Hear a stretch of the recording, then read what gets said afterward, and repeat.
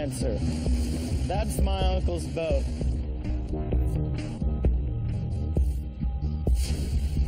You can see on the bow, that used to say Wind Dancer. The boat is just trashed. Something really bad happened there.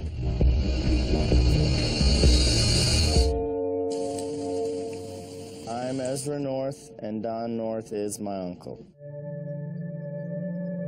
Don decided that he was going to go do what everyone dreams to do. He sailed the entire Caribbean and found absolute paradise. It is breathtaking.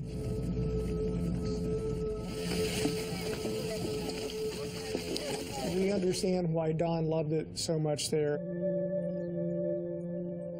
My uncle lived on this boat for 22 years. This was his life. Don just wanted to live his life in nature. He was a beautiful person.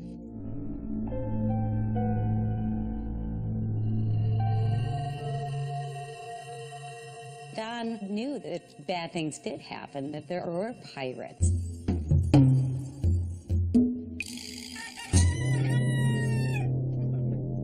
He did have a gun. He bought a taser, just in case something did happen. In mid-January, we started asking each other around the family, have you heard from Don? And all of us said no. We sent an email to him. I said, Don, hey, what's up, buddy? People are looking for you. Where are you? But, you know, Don didn't write back. It was as if he had sailed into a black hole. I remember just thinking, I don't think this looks very good. Time was of the essence. We knew there was one person who could make things happen, and that was Don Winter. I can't walk away from something like this. If I can get involved and help, I'm gonna. There's a lot of moving pieces in this thing. Different physical locations, people using aliases. There's all kinds of opportunities for bad things to happen. Oh my God. I gave him this hat. This isn't good. This was Don's worst nightmare. Our friend Don was missing. Something terribly evil penetrated this utopia. Dark Side of Paradise. Tonight's 48 Hours Mystery.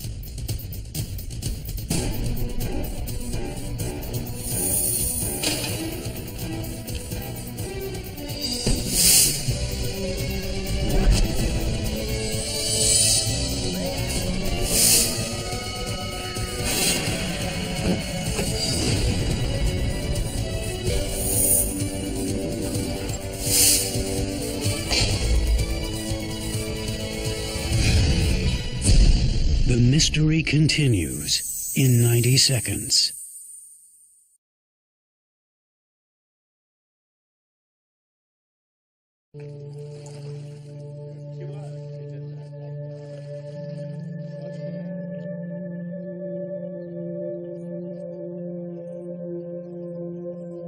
My uncle was an absolute free spirit.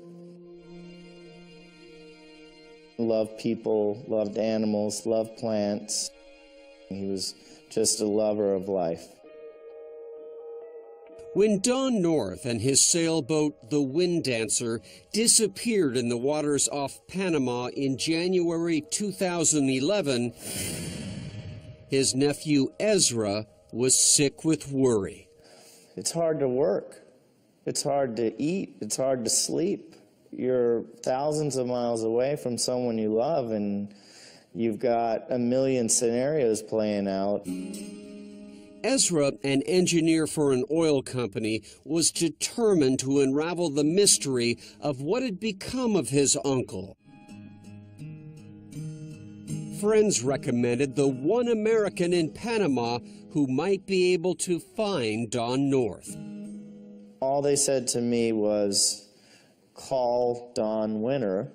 This man can help you. Don Winter is a former intelligence officer with the U.S. Air Force and an investigative journalist who runs a website for expats. He's also a CBS News consultant. When I get involved in something like this, I drop all the other stuff and I go focus on the most important thing. What is it about you and who you are that makes you want to get involved? Why not? Wouldn't you? If you knew that there was a family member that was asking for help, wouldn't you drop what you were doing to go help that guy? I mean, it's just the right thing to do. Winter told Ezra that he needed to file a missing persons report. This should do it. I love you. Keep in touch, okay? Ezra abruptly said goodbye to his wife in Houston, Texas, and headed for Panama. What was it like for you to arrive here in Panama City that first time? Overwhelming.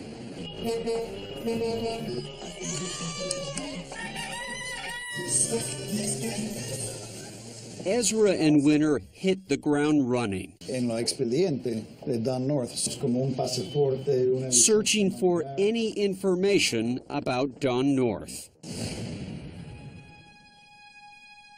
For Ezra, being in the Caribbean brought back memories of happier times with his Uncle Don. My uncle was like one of my best friends. He taught me how to scuba dive. He taught me how to hunt. It's everything that you want from an uncle, you know. Look at the life he lived. And what a life it was. Back in the 1990s, Don North sold his stateside gardening business, bought a boat, and set sail. Cruising from Florida to Curacao to Colombia, kicking back and just enjoying life. Every day of his life, he did what he wanted to do, and he was a beautiful person. Don was a member of a tight-knit cruiser community, people who choose to live their lives on the water. Tell me about the cruising lifestyle. For a lot of people who live their life on a couch with a remote in their hand, it is extraordinary what you do. I think we cruisers enjoy the freedom of being out there and being self-sufficient. Glenn Tuttle and his wife Eddie are friends of Don North. Both are retired FBI agents who've been cruising the Caribbean for years. You can literally catch dinner under the boat. You can snorkel and spear fish and catch lobsters, and it's a paradise. He loved life. I know he loved me. We had a lot of fun together. Becky Reynolds, Don's former girlfriend, recalls the first time she set eyes on Don. And I just remember just seeing the yellow dinghy with a pink motor, and I thought, oh my gosh, who's this character? And he just struck me as just a very kind of funny guy and interesting character. And we exchanged numbers. Becky and Don wound up living together for 5 years. Their sailing days were idyllic, even though Don didn't actually do much sailing.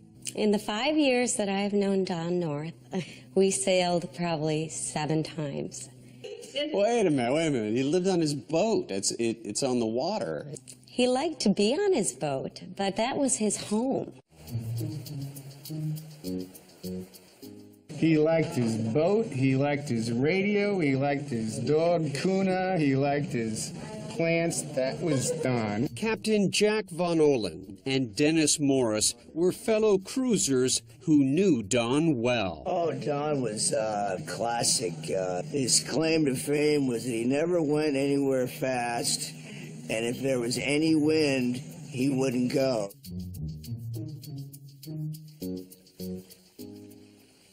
After cruising the Caribbean for 20 years, Don North finally found his little piece of paradise, and he dropped anchor here, in the beautiful San Blas Islands off the coast of Panama.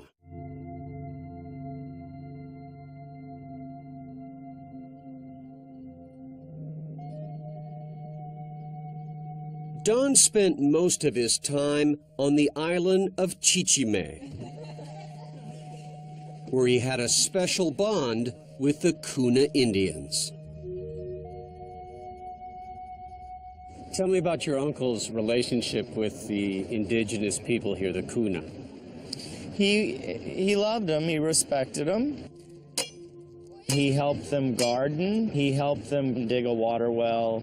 And what did they think of your uncle? They loved him. But by mid-January 2011, no one, not the Kunas or any of Don's friends, had seen or heard from him in weeks. December 20th, 2010. Hola, this will be the last email for a while as my phone modem broke. In one of Don North's last emails to his nephew, he told of a series of terrible storms ravaging the San Blas Islands. Don did his best to help out, rescuing this man, Javier Martin, whose boat had sunk after hitting a reef.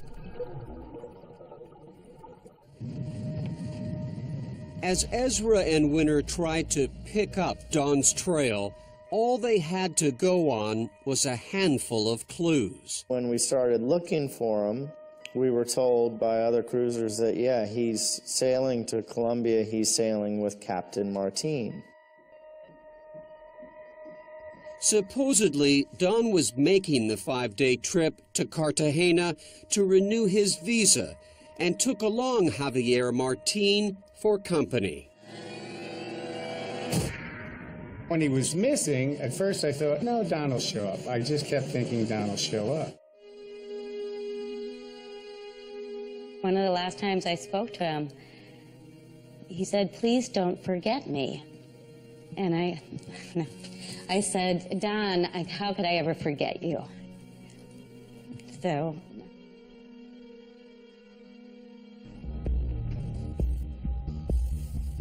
But then came the worst news imaginable. A man's body was discovered floating near the San Blas Islands.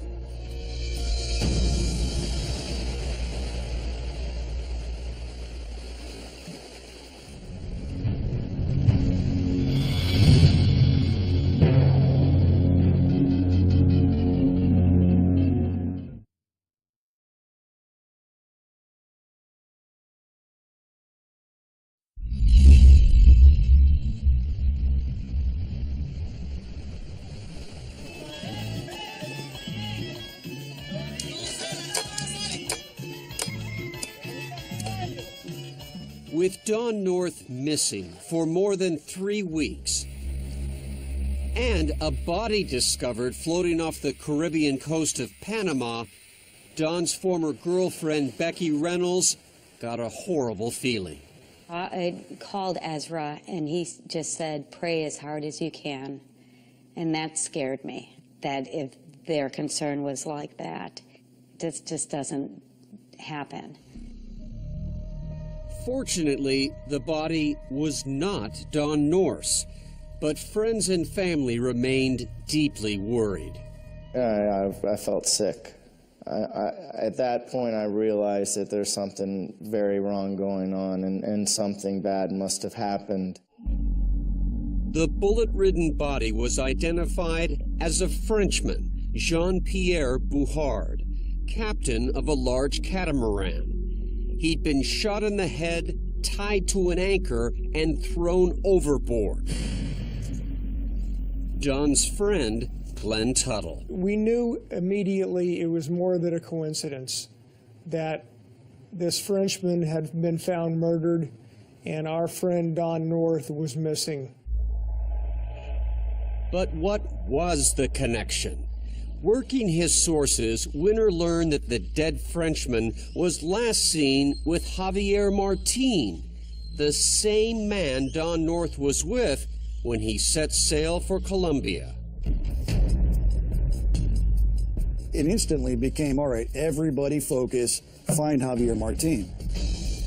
Winter was convinced Javier Martin would lead them to Don North. What was going through my mind was, we got business to do. Their first stop, the headquarters of the National Police Force. We went to the office of the chief of operations, and I sat Ezra down in his office and said, here's the deal. This is what happened. This is what we think is going on, and we want to get the ball rolling on it. And when Winter talked, the Panamanian police listened. Just months earlier, he had helped them catch accused serial killer Wild Bill Holbert, an American who preyed on retired expats. How many murder cases have you solved here in Panama? 4. And that's in a year and a half. Don't mess with Don Winter. Don't kill anybody. Winter convinced Panamanian authorities to form a special task force to look for Don North. They also enlisted the FBI, which has agents stationed in Panama City. So because of all that, then the investigation went from 0 to 100% literally in a matter of 2 or 3 hours. Ezra and Winter joined the task force as it began the hunt for Javier Martin. The biggest fear was that he might split and be gone and be on the run for years before he finally turns up. I consider him as a pirate because he was committing crimes during his travels. A pirate who became the focus of a manhunt overseen by this man, Gustavo Perez. As National Director of Police, he leads thousands of officers like these commandos and personally oversaw the pursuit of Javier Martin. So you have people like this officer ready Yes. to move. To move. You got a task force together in this Exactly. case, and off you went. Exactly. Using all that manpower, the police quickly picked up Martin's trail. It led to Captain Jack's, where Don North's friends were told the lead suspect had stayed in their hostel. So the hair would stand up on my arms and my back. The more Ezra learned, the scarier Javier Martin became. One lady at one of the hostels had said, that guy's a psychopath. He caught a snake one time and cut the head off and ran around shaking the snake everywhere. Javier Martin. Yes, yes. Where are we right now, and where are we going? Okay, we're on the road to a town called Puerto Lindo. Retracing Winter's investigation, we head to a sleepy port village near the San Blas Islands. When you come into a little village like this, I mean, what are your instincts? What are you trying to do as an investigator? Well, it was all related to tracking the movements of Javier Martin, trying to find out where he went, what he was doing. He stayed in this room, and this is the bed that he would always stay in. Did you sense something right away? Did you sense this man was trouble? He said I didn't think he was a drug trafficker. I thought he was more like just crazy. He's just somebody that's out of control. In late January 2011, after Don North went missing, locals reported that Javier Martin, who had always lived hand-to-mouth, suddenly was living large. They said that he went out and bought a large screen plasma TV, brand new. He bought a sound system, he bought a guitar. And he may have bought all that stuff using Don's ATM card. I believe that these are the ATM machines that were used by either Javier Martin himself or people that were helping him to pull money out of the bank accounts of the victims using their ATM. He got their cards, he got their PIN numbers. Taking into account the dead Frenchman, the missing money, and Javier Martin's spending spree, Winter knew in his gut it wasn't looking good for Don North. No doubt in your mind that Javier Martin is the man responsible for the disappearance of Don North. I got no doubt. I've got no doubt whatsoever. Ezra realized he had to face the hard truth. His uncle was most likely murdered by Javier Martin. This bastard killed my uncle, and we need to make sure he's in jail.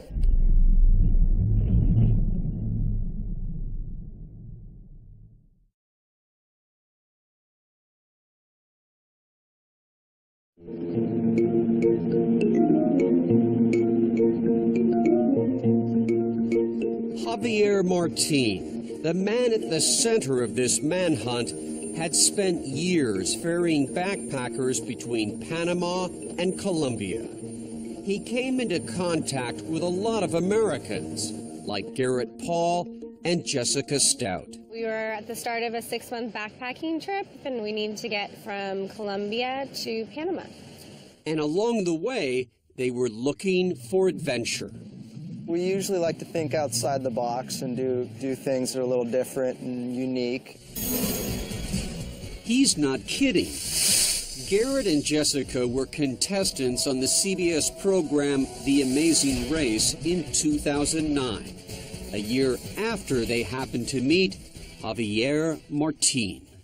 Came across a pamphlet for Javier Martin with a number of recommendations and called him up to see if we could meet him and see the boat. The couple signed on with Martin and spent the next 5 days aboard his boat, the Twyla. Javier was a little salty in that he just, you could tell he'd been spending some time out on the ocean. He was, flirtatious, fun captain, hanging out with all of us. I even had a barbecue on one of the islands, so it was social. They liked Javier well enough to later recommend him, never suspecting he might be dangerous. It was shocking to us, but, you never know what people are capable of. I think there were two sides to Javier Martin. The side that could, have the persona of a businessman and hang out with the passengers and sail them, and cook for them, and the side that obviously Don eventually found out. Becky can imagine how the two men became friends after Don rescued Javier from his sinking ship. I think that they probably broke bread, probably had a drink together, hung out. I'm speculating, but Don, was a friendly guy.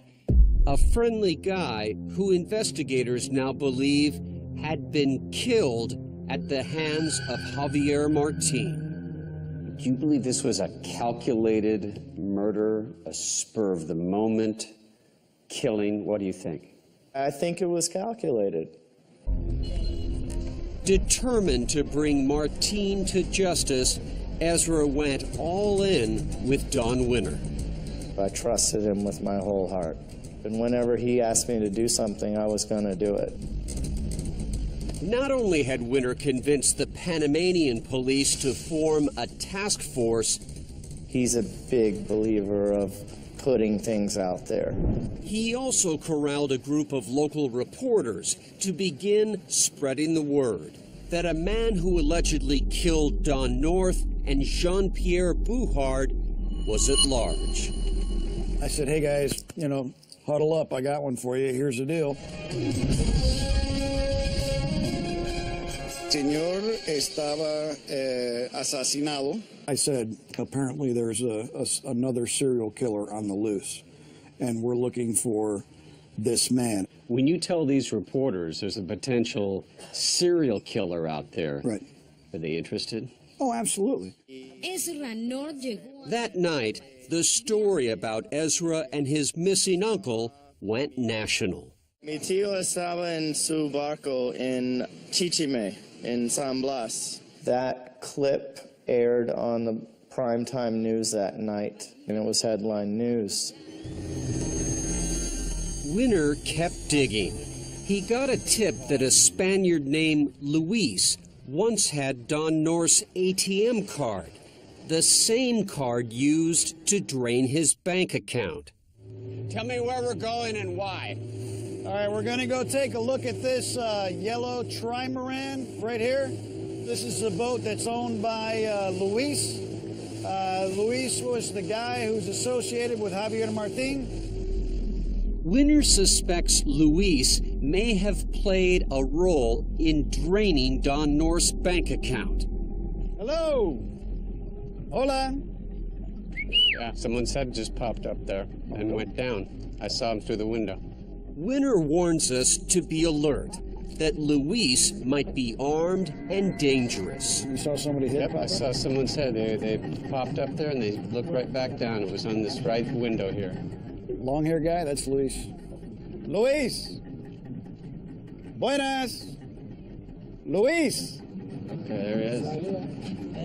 Hola, Luis. Sí, buenas tardes. We're with CBS News. We're doing a story about the death of Don North, the murder of Don North.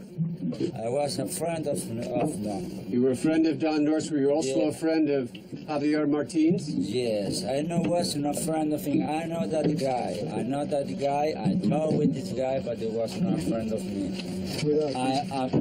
I was a friend of Don, and me and my wife. Luis admits he did have one of Don's bank cards, but insists Don gave it to him. To get some money because he was running out of dollars there, and he didn't like to move. And they gave me his card. Who gave you the card? Don North gave you his card. No relevance with this case. I don't know. And then this guy with this bull. That is all, man. Finished for today. All right. Let's go, amigo. Based on your experience as an intelligence officer, you can read people, you can read body language. What were you seeing with all the folding up and the attitude? Scared, nervous, afraid. He wasn't putting out that I had nothing to do with it vibe. 2 days into the manhunt, Javier Martin's whereabouts remained a mystery. While the task force spread out over a vast area, including the scores of islands off of the coast of Panama, he was actually hundreds of miles away, here in the tiny village of Santa Fe, not far from the border with Colombia.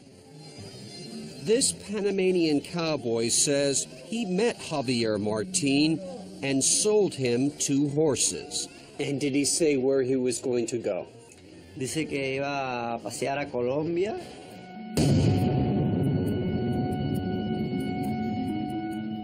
Javier's plan was to pack those horses full of supplies and head off into one of the most treacherous jungles on Earth, making his way toward Colombia, where it would be nearly impossible for any law enforcement to follow him. The question was, could anyone stop him?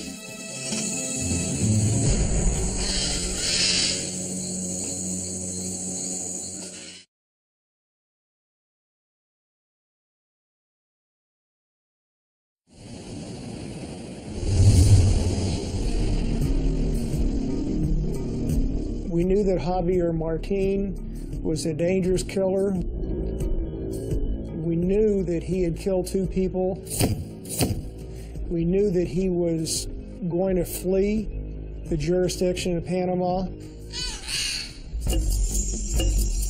The trail to Javier Martin led to Panama's Darien jungle.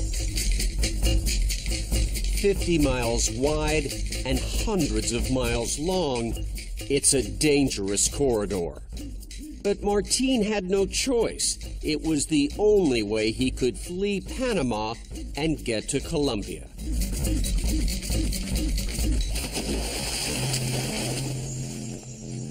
His plan was going to be to ride via horseback through some of the most impenetrable jungle in the world and to escape into Colombia. Authorities knew Martin was equipped with guns and money, so time was of the essence. You know, you got to wonder, is he going to get away? You know, is he never going to get caught? TVN Noticias. But luckily, Don Winner's strategy of plastering Javier Martin's face on national television was about to pay off. Don Winner publica una serie de fotografías del sospechoso Javier Martin. In a tiny town on the edge of the Darien jungle, this hotel clerk watched that news report and was stunned. El sospechoso Javier Martin. She knew that guy, and more importantly, she knew where he was. Upstairs in room 27. And he wasn't using the name Javier Martin. What name did he register under? Don North. Yes, Don North. Javier Martin had assumed the identity of the man he allegedly killed. And he didn't stop there. Me estaba diciendo que si iba para el cuarto porque era el día de San Valentín. And then he's hitting on her and trying to get her to come up to his room and saying, it's Valentine's Day and I don't want to spend Valentine's Day alone. You just learned that Don North is actually Javier Martin, an accused serial killer, and he's hitting on you. Me daba mucho miedo. She says, I got afraid. Afraid that a killer was in the hotel, she called her boss, who called police. After a massive 3-day manhunt involving dozens of investigators, searches in the Caribbean and the jungle, Javier Martin was arrested. And what he had with him was damning. They found Don North's passport. They found 3 weapons. They found like $13,000 cash that he had stolen from his victims. The day after Martin's arrest, authorities located Don's missing boat, the Wind Dancer. Its name had been changed to the Green Twilight. That was done by Javier Martin. And that, of course, is not the name of the boat. That boat's my uncle's home. Without the boat, he wouldn't live without the boat. That boat, once so alive when Don owned it, was now empty and adrift. What was that moment like for you when you came to the realization that he was gone? I was in shock. On all the stages of grieving, shock comes first and disbelief. And it just, to know how he died, I mean, I don't know how he died, but I can only imagine the fate of him. That makes it hard, and I just hope that it went quickly for him. He was killed on the boat. They found DNA on the boat. Investigators treated the Wind Dancer as a crime scene, sharing their findings with Ezra.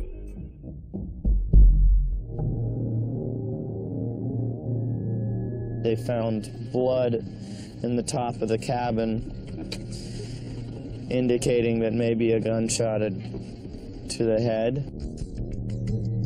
And then they found blood up the stairs and then on the deck, indicating that Javier Martin had pulled him off the boat and thrown him overboard. There's very little question that he was killed on his boat, and that's hard to think about. Well, it was just incredibly sad. You know, Don, nobody deserves to die like that.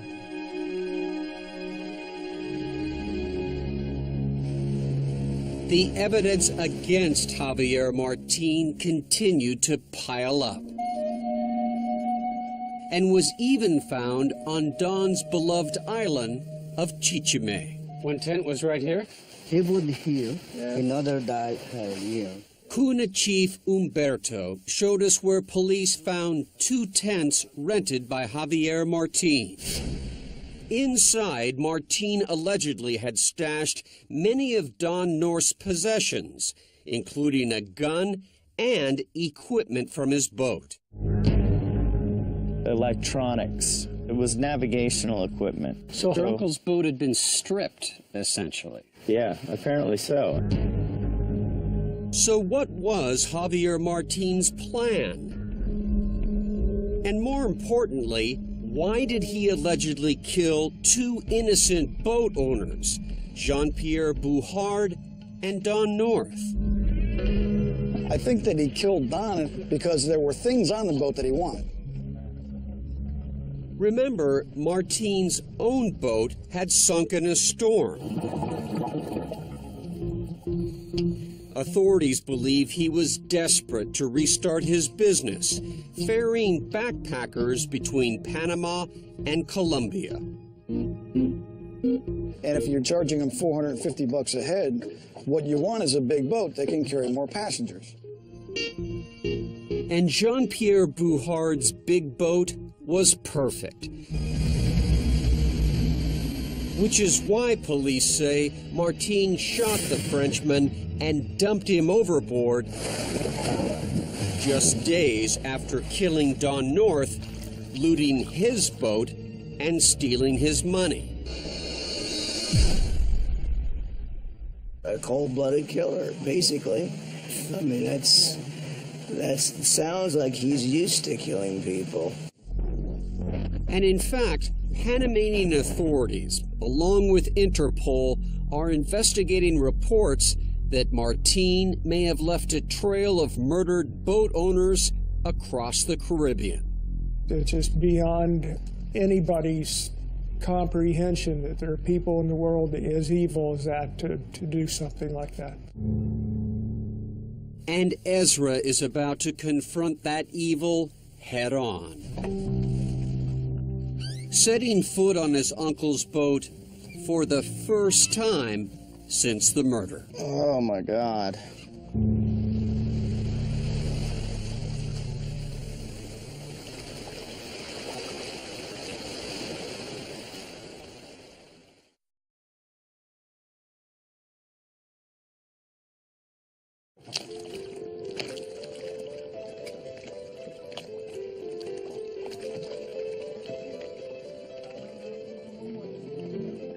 This boat was his life, plain and simple. So it's literally a part of him. Yeah, yeah. It's part of his identity. This is, to see it without him on it, it isn't right.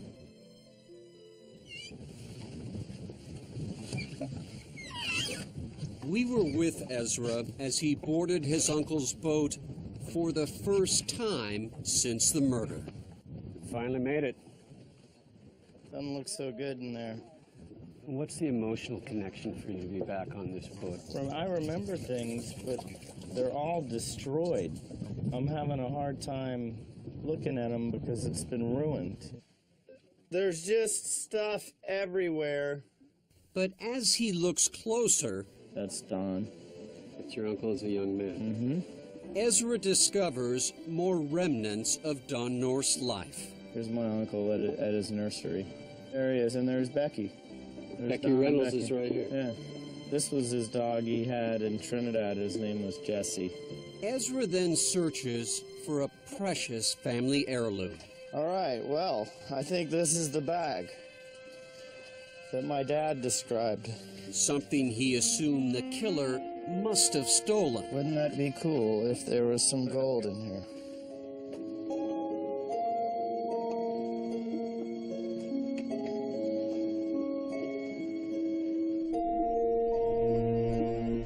Oh my God. 4 solid gold Krugerrands. I found them. My God. Unbelievable. Your uncle's gold. The killer didn't get the gold. I Your just found the gold.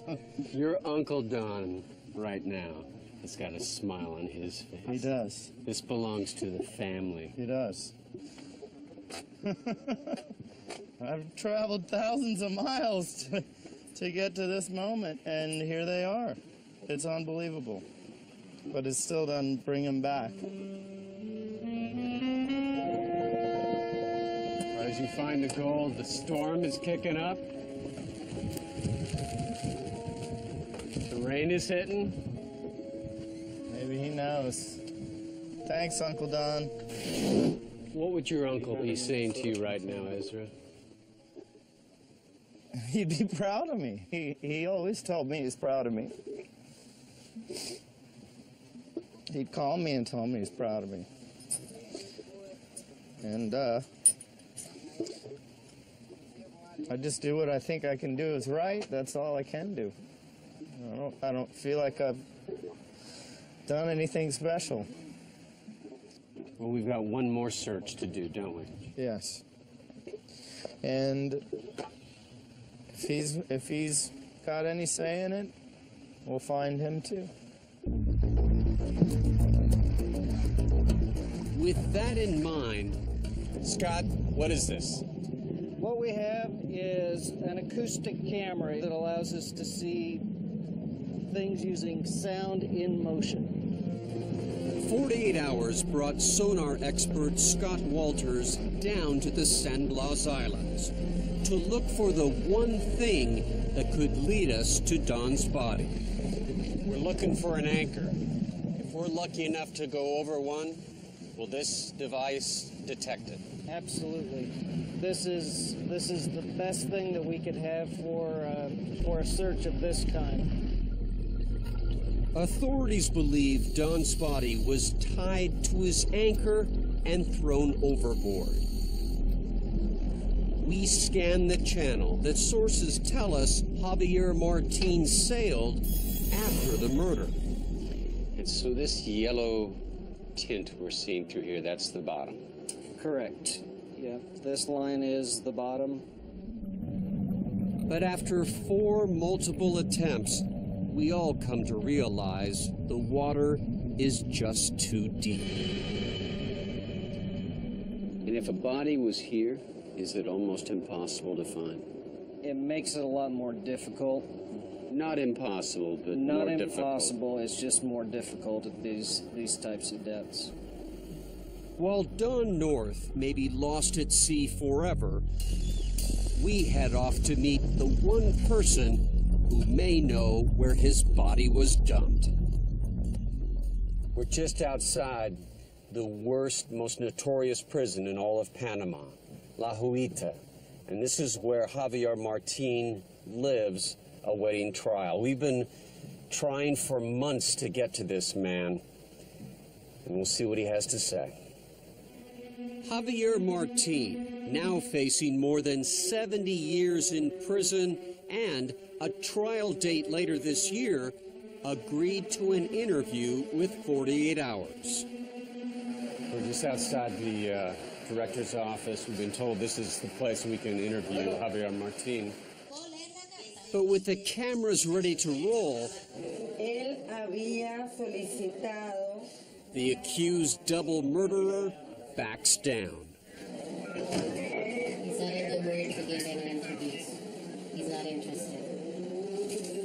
Surprisingly, he did manage to contact producer Chris O'Connell the next day. First by email, Javier? And then on a phone that someone had smuggled in. It's Peter Van Sant, and this is a story I know you want the world to hear. Immediately, it's clear. Javier Martin has only one thing on his mind. It's like, I need the money. The only way I would do it is... Javier, we can't pay for an interview. He's cutting you off. He's like, I'm not going to do anything. Okay. Did you kill Don North? Javier Martin, ¿tú mataste a Don North? He says, I'm not going to do an interview on the phone. Okay. In other conversations with 48 Hours, Javier Martin claimed his innocence. But Don Winner is sure he got his man, and he's proud of it. I really do like the idea of being responsible for putting the bad guys in jail. I think that is a noble service.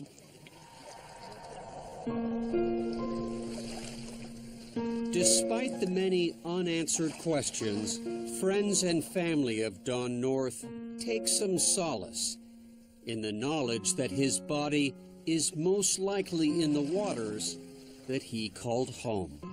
Where do you think Don is today? Don's watching. He's around. He'll send his little signal some way. It is kind of ironic also that he is in the sea. And actually, when I went snorkeling a few weeks ago in the Grand Caymans, I remember just the quiet of being underwater. And I thought about him. It's peaceful. It's definitely his resting place, and he would have told me, cremate my body, spread my ashes here in Chichime. I am at peace, though. I'm at peace that he's with the sea. That's where I would want to be.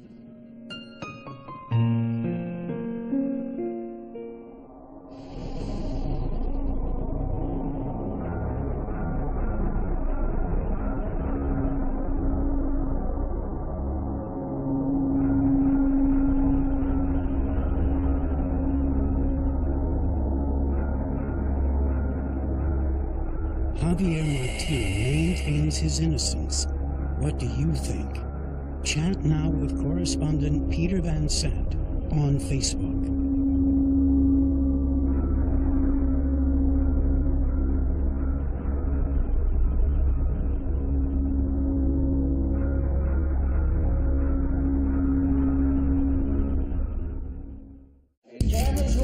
The filmmaker. He was working on a new thing called House of Cards. A devoted fan of Dexter. I need to kill him. His secret journal. Just a screenplay? I don't know if he's gonna kill me or not. Or the confession of a murderer? Like you watching the movie, but now we have it happening in real life. A 48 Hours mystery, Saturday. On television, online, on the go, and now on iPad. CBS News.